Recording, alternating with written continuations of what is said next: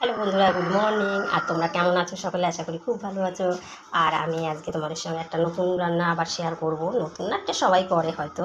আমি আজকে তেলাপিয়া মাছ দিয়ে সর্ষে বাটা দিয়ে রান্না করব, আর তোমাদের সেটা শেয়ার করব। আর আমরা ঘরের বউরা এর বাইরে আর কী রোজ রোজ দেখাতে পারি বলো।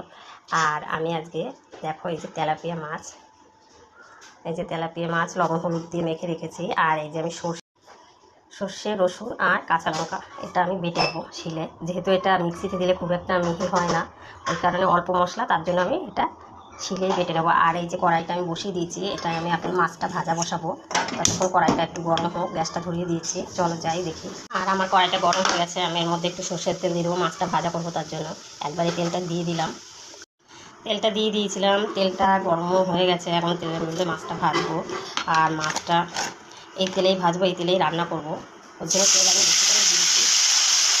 আর মাছটা খুব কড়া করে ভাজবো না, যেহেতু সর্ষে বাটা দিয়ে করবো, ওই কারণে অল্প ভাজা করবো।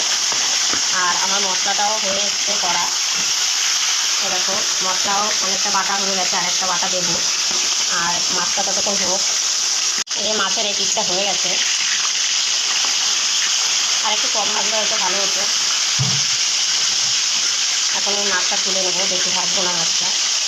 আর আমার এই দেখো মশলা রেডি, মাছটা আমি তুলে নেবো। মাছটা হয়ে গেছে। সর্ষে বাটা দিয়ে মাছ করলে খুব মাছ ভাজা লাগে না, অল্প একটু থাকলে নিলেই হয়ে যায়। আর আমার এই যে আর 3টে মাছ আছে, এই 3টে মাছ দিয়ে দেবো। এই 3টে মাছ আমি দিয়ে দিয়েছি।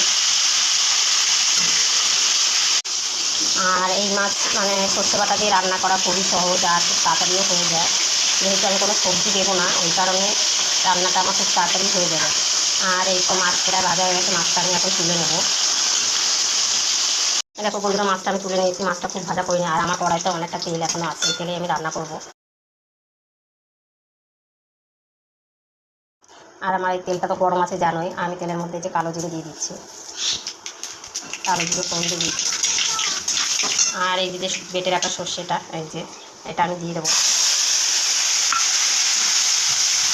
আর এটা আমি কষাবো না বেশিক্ষণ, এখনই আমি একটু লবণ হলুদ দিয়ে জল দিয়ে দেবো।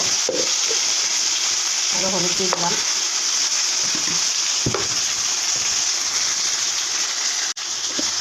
আর লবণ আমার বেশি লাগবে না, এই যে আমি স্বাদ মতো নুনটা দিয়ে দিলাম। এবার এটাকে একটু কোনোরকম নেড়ে চেড়ে আমি জলটা দিয়ে দেবো।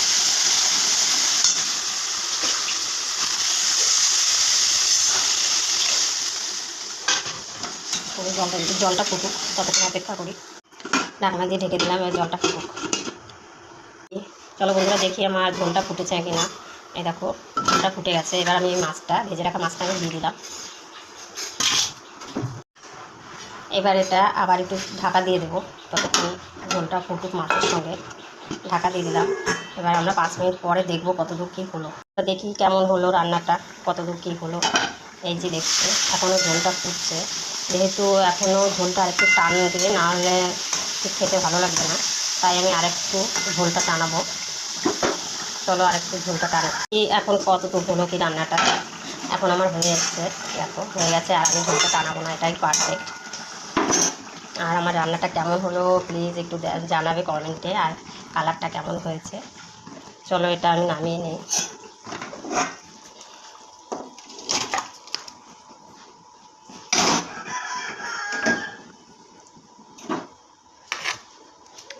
দেখো এই যে আমি খুব বেশি ঝোল যে রেখেছি তাও না, এটুকু ঝোল লাগবে খেতে গেলে। এই যে আমার রান্না কমপ্লিট। আর তোমরা কমেন্টে প্লিজ একটু বলবে কেমন হয়েছে। Tata, bye bye, see you. আবার পরে দেখা হবে, এরকম রান্না নিয়ে আসবো।